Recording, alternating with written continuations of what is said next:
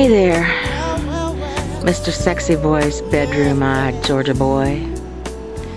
No disrespect to your wife, but I'm taking you to bed with me tonight. Meaning I'm in bed. Because I'm so exhausted that I cannot stay upright a minute longer.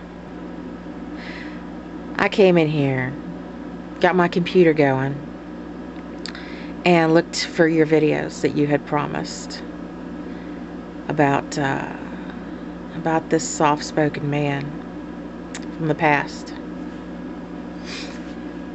And I must say, I was not disappointed in the slightest. It was fascinating. Absolutely fascinating. You're getting really good at this video making stuff too, because the way you put it together, the way you told your story, and the way you presented it really kind of got to me. It's riveting. You did a great job. I actually know how you feel with this man and feeling like maybe you let him down. In 1995, my granny, whose health was going downhill, she got to a point where she was not mentally or physically able to live independently anymore. So we didn't want to put her in a nursing home because we really didn't feel like she needed that. So we started looking around for an assisted living kind of place for her. And we found one in Rogers, Arkansas. It's no longer in business, unfortunately. I'm not going to go into the details of what the place looked like, but it was very old, and it used to be a grand hotel back in the turn of the century. Each individual living space was basically a very large hotel room. And so basically the bedroom would be at the back of this long room, and then the living area, then the little dressing room and the bathroom kind of at an L shape to it.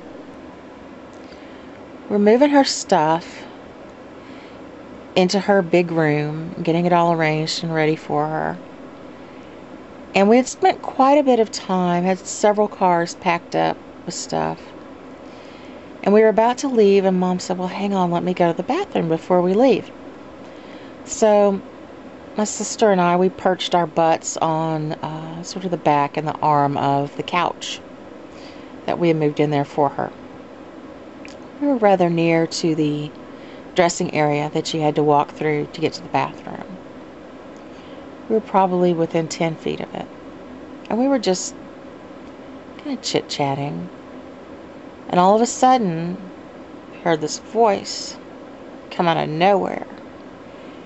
And I could try to mimic it, but I really don't think I'd be able to do it justice. It was basically the sound of a young woman. She said, help me, won't somebody please help me? And her voice trembled, and there was a great deal of sadness and panic in the voice. Desperation, maybe more to the point. And Lori and I both just stopped. We stopped talking, and we just stared straight ahead, and we looked at each other, and I said, did you hear that?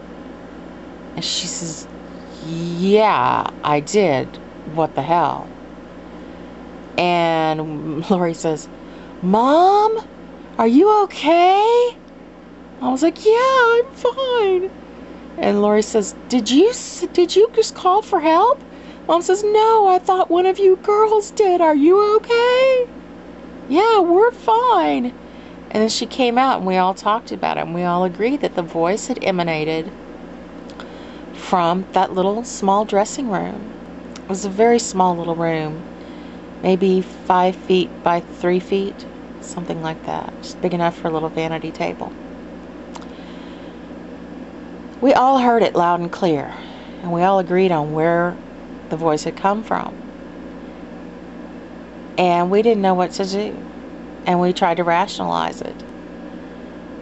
We thought maybe, in trying to rationalize it, maybe it had come from the other side of the wall, from the dressing area.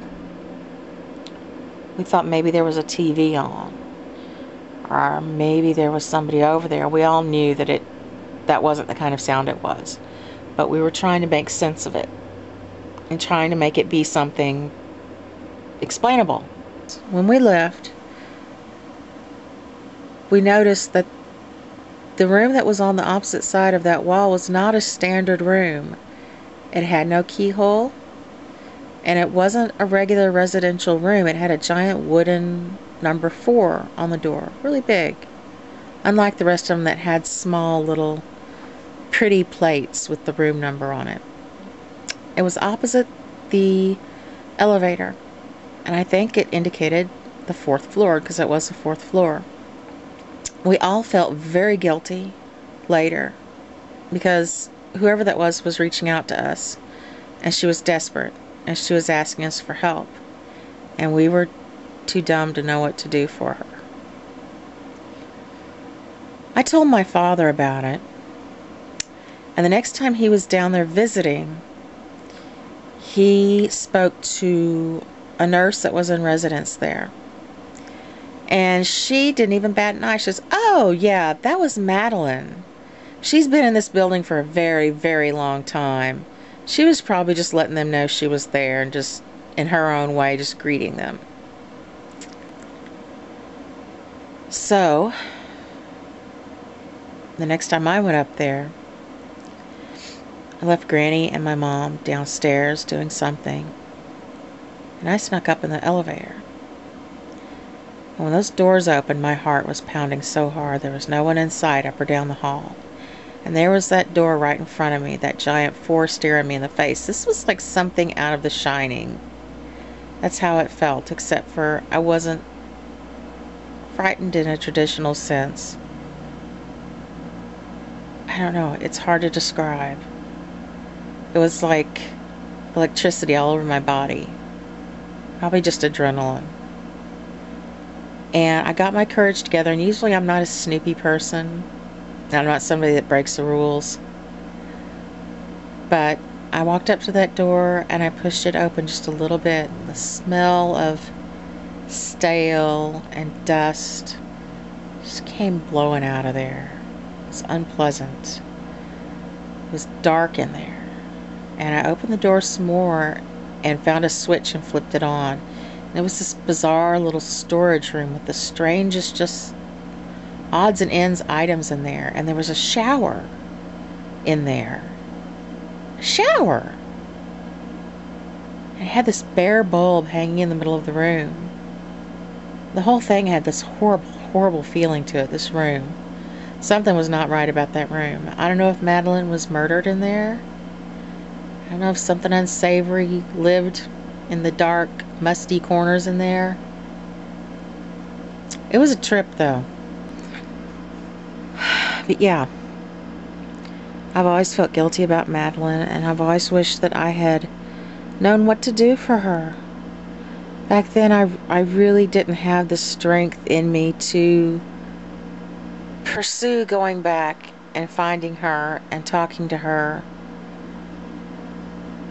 And we could sail together in and out of mystery.